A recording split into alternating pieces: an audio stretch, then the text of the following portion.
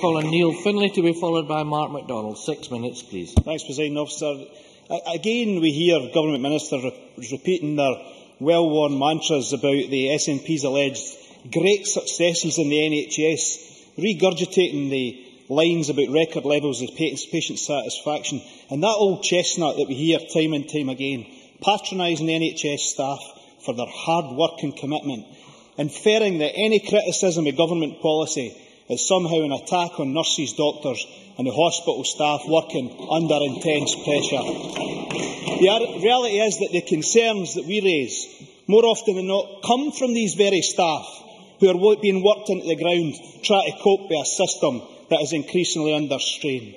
Presiding Officer, as politicians, we should know what is happening in the NHS in our constituencies and in our regions. We have caseloads that reflect the realities of the cuts to budgets, the reductions in staffing levels and the lack of resources and falling morale. Or is it just me that has that in my caseload? I don't think so. I'm sure most members do. In my region, the waiting times issue has been the bad penny that just keeps on returning.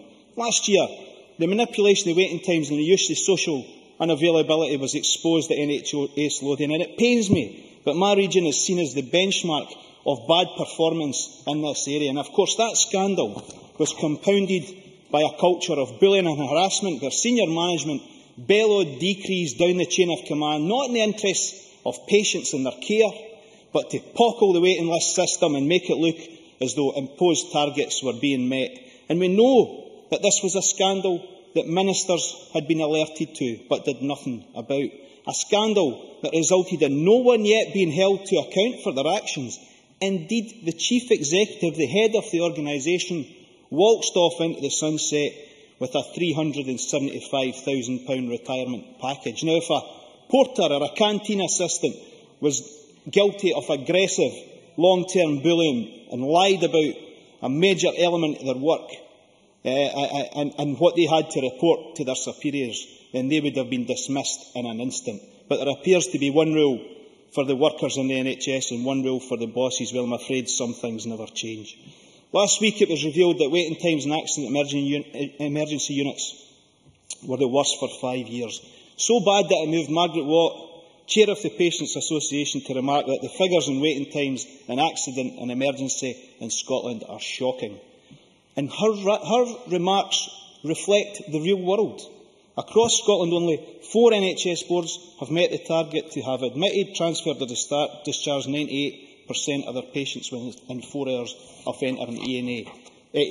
The national average for December was 90.3, and in Lothian the average 86.2, a fall from 92.6 in September. So what do these figures mean for the people who lie behind them? For patients, it is intolerable. Sick children or elderly people having to wait anxiously in A&E for hours on end as the staff are run ragged trying to cope. And as Jackie Bailey said, Mr Neil tried to suggest that the long waiting times in A&E faced by Mr McGarity, who waited on a trolley in a corridor for over 8 hours, was not a true reflection of the NHS.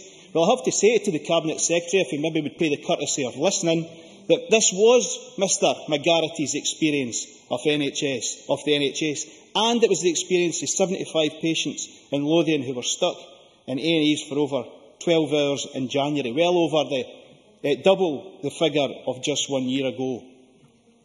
So why are waiting times worsening, and why do NHS boards feel the need to distort the figures? Well, it's because the NHS is under intense pressure. We see cuts to bed, cuts to nurses, midwives and cuts to support staff, and those left behind expected to do more for less, seeing their caseloads increase to almost unmanageable levels, and all the while their wages are frozen. And the upshot is that staff in the NHS already suffering under strain, and Lothian are now having to do even more to put right the cases affected by the waiting times scandal. That is the reality, and no amount of ministerial bluster can deny it. And of course, the Minister knows this, because NHS Lothian have had to pour £27 million into trying to sort out the waiting list scandal, and which has resulted in a feast for the private sector. Presiding Officer, 2 weeks ago I attended a packed meeting of West Lothian Community Councils in Blackburn. The meeting was called to discuss their concerns about the NHS, And the message from that meeting was absolutely clear. People are not prepared to accept what they see going on in the NHS day in, day out.